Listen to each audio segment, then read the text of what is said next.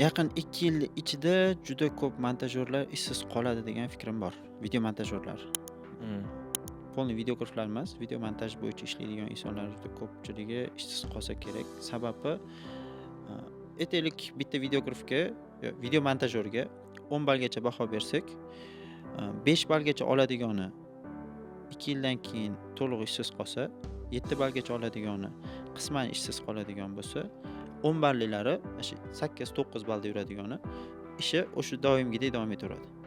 Sababi captions yoki boshqa bir qancha искусственный intellekt o'zi subtitr qo'yib beradi.